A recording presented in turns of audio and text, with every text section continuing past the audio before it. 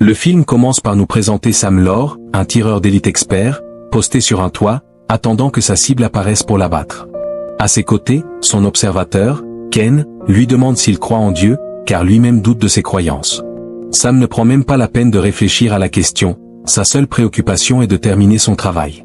Sous l'insistance de Ken, il finit par répondre qu'il verra bien après la mort s'il existe un Dieu ou quelque chose de semblable.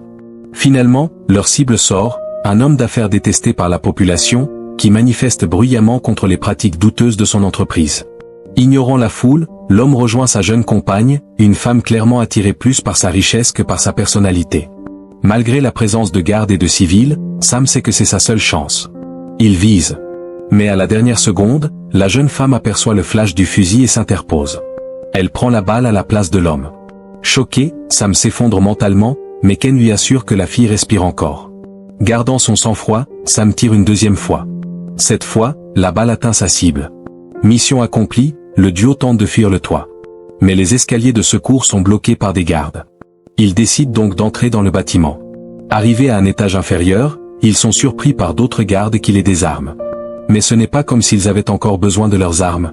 Après avoir neutralisé leurs assaillants, ils s'échappent en se cachant dans un camion poubelle, utilisant une vieille tactique employée lors d'une mission à Beyrouth. En route, Ken rappelle à Sam que la fille est en vie et que, de toute façon, sa mort n'aurait pas été une grande perte puisqu'elle sortait avec un trafiquant d'armes. Mais Sam, perturbé, ne comprend pas pourquoi une femme comme elle aurait risqué sa vie pour un homme comme ça. C'est la première fois qu'il se pose ce genre de questions.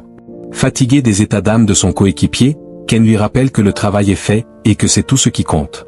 Peu après, Sam reçoit un appel de sa patronne, Tamara, qui, avec un peu plus de tact, lui explique que la femme était un dommage collatéral, et qu'il ne devrait pas s'en faire. Mais elle sent bien que Sam n'est plus aussi indifférent qu'avant. Elle lui accorde donc une pause. Sam part se ressourcer dans sa maison isolée en pleine forêt. Il entretient ses armes, s'occupe de tâches ménagères, et retrouve un semblant de paix. Un jour, un loup s'approche de sa maison. Sam prend son fusil, le met en joue, mais ne tire pas. L'animal s'éloigne sans hostilité. Soulagé, Sam lui murmure, « Bonne chance pour ta chasse ». Mais la tranquillité est de courte durée. Tamara l'appelle pour une dernière mission, Francfort, Allemagne. Il accepte, à condition d'être accompagné par Ken. Lors de leur retrouvaille, Sam lui annonce que ce sera sa dernière mission. Il est fatigué, et a économisé assez pour vivre en paix. Ken l'écoute en silence, peinant à accepter la fin de leur partenariat. Cette fois, l'agence leur offre un luxueux penthouse, avec un concierge nommé Mirao à leur service. Mais malgré le confort, l'atmosphère est tendue. Sam demande à Mirao de fermer les rideaux, il déteste se sentir exposé. Mirao s'exécute, avant de s'éclipser. Seuls, les collègues de Sam, jaloux ou frustrés, commentent sa décision, la qualifiant d'égoïste. Un observateur comme Ken, selon eux, n'a aucune utilité sans Samdi. Ce dernier, pourtant, leur répond qu'il ne veut plus tuer, surtout après avoir blessé une innocente. Il cherche désormais la paix. Même Tamara n'arrive pas à le convaincre du contraire. Finalement, Ken accepte sa décision. Il respecte l'homme et l'ami qu'il est devenu.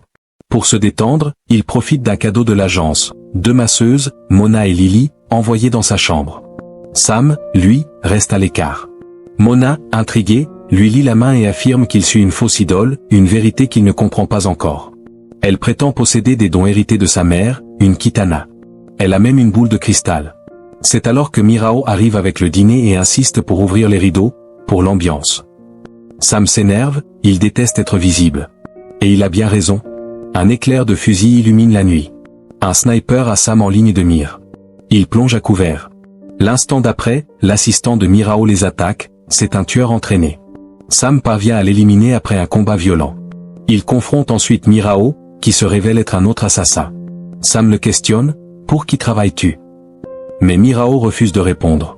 Sam l'assomme avec un vase, puis se précipite pour éteindre toutes les sources lumineuses du penthouse, afin d'échapper au sniper. Pendant ce temps, Ken récupère discrètement un téléphone pour appeler du renfort. Les masseuses sont en sécurité. Il semble que Mona ait déjà vécu ce genre de situation, mais Lily, elle, non. Avec un téléphone sécurisé, Ken contacte Tamara pour l'informer de la situation.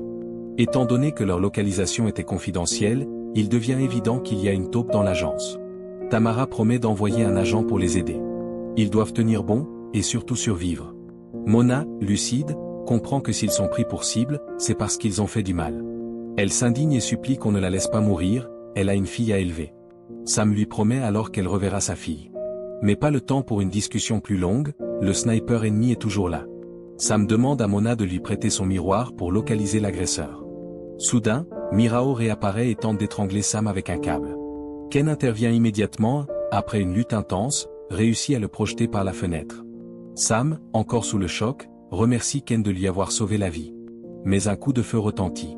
Ken est touché. Mona vérifie, il respire encore.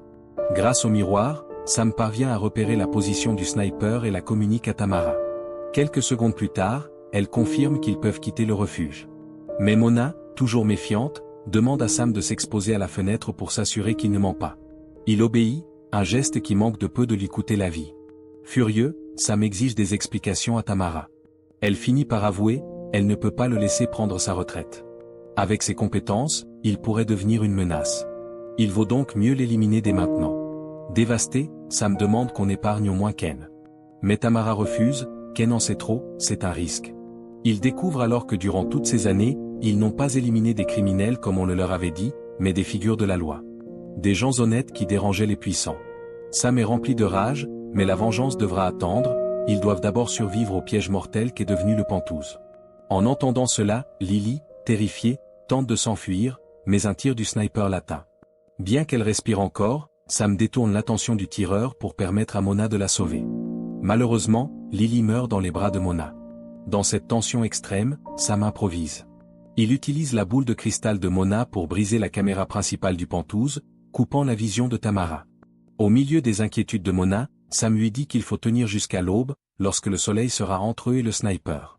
Il sait ce que pense un tireur dans cette situation. Ce travail, censé être facile, est devenu un cauchemar. Mais il ne lâchera pas. Des bruits de pas se rapprochent. Sam plonge derrière le bar, récupère son fusil caché, et commence à l'assembler. Un groupe de mercenaires fait irruption. Ce ne sont pas ses cibles, mais ils tirent à vue. Quand ils sont à court de balles, Sam riposte, tir précis, attaque rapide. Il neutralise presque tous les hommes, sauf un qui prend Mona en otage, forçant Sam à poser lentement son arme comme s'il se rendait. Mais ce n'est pas fini, l'observateur du sniper a pris une nouvelle position. Sam et Mona sont encore piégés. En attendant la suite, Mona interroge Sam, « Depuis combien de temps tu fais ça? Tu t'es engagé après le 11 septembre ?» Sam acquiesce. Il s'est engagé à 18 ans, pour faire une différence. Après 4 ans dans l'armée, il a rejoint une entreprise privée liée à la sécurité nationale. Du moins, c'est ce qu'on lui avait dit. C'est là qu'il a rencontré Ken, devenu son meilleur ami. Touchée, Mona lui tend une photo de sa fille, avec son adresse, et lui dit « Si je ne m'en sors pas, promets-moi de t'occuper d'elle. » Sam refuse d'abord, affirmant qu'elle saura se débrouiller seule. Mais Mona lui rappelle qu'elle n'est pas un soldat. Elle propose de l'aider à récupérer son fusil, à condition qu'il tienne sa promesse. À ce moment-là, 3 nouveaux mercenaires entrent. Sam repasse en mode combat. Il élimine rapidement les 2 premiers, mais le dernier est coriace. Il les coince dans l'ascenseur. Un combat brutal au corax sans grave corps s'engage. Sam découvre la faiblesse de l'ennemi, ses propres grenades. Il les utilise contre lui. De retour au Pentouse, Sam tombe sur un mercenaire qu'il pensait mort. Il s'apprête à se défendre, mais quelqu'un l'assomme par derrière, c'est Mona. Malheureusement, cette action la laisse à découvert. Le sniper ne rate pas l'occasion. Sam riposte sans hésiter. Sur son lit de mort, Mona lui demande une dernière chose. « Prends soin de ma fille. Donne-lui la vie que je n'ai jamais eue. » À peine ferme-t-elle les yeux que Ken rouvre les siens. Il est vivant, mais paralysé. Une balle a touché sa colonne vertébrale. À la mort de Mona, Ken comprend enfin pourquoi cette jeune femme s'était interposée pour sauver un trafiquant d'armes. Ce n'était pas pour l'argent, c'était pour l'amour. Elle voulait juste protéger quelqu'un. Mais les émotions doivent attendre. Tamara envoie un drone armé pour les achever. Sam réussit à le détruire. Il revient vers Ken et découvre qu'il a tenté de fabriquer un parachute avec des draps, mais il est mort en essayant. Avec une armée de mercenaires approchant, Sam n'a pas le choix. Il utilise le parachute improvisé, et saute dans le vide. Par miracle, il atterrit dans un camion poubelle. Quelque temps plus tard, Tamara attend son vol pour Dubaï, assise dans un aéroport. Son téléphone sonne. C'est Sam. À partir de maintenant, je ne tirerai plus pour l'agence. Je tirerai pour moi. Et tu es sur ma liste. Tamara raccroche, sûre d'elle, et va aux toilettes. Un employé du nettoyage entre. Quelques secondes plus tard, une petite fille joue avec son téléphone dans la zone d'attente. Elle ne bouge pas. Elle attend quelqu'un. Puis l'employé sort. Surprise, c'est Sam. Le père qu'elle a désormais, par promesse. Si vous aimez ce genre de récit captivant, abonnez-vous à notre chaîne, partagez et activez la cloche pour ne rien manquer de nos prochains résumés de films.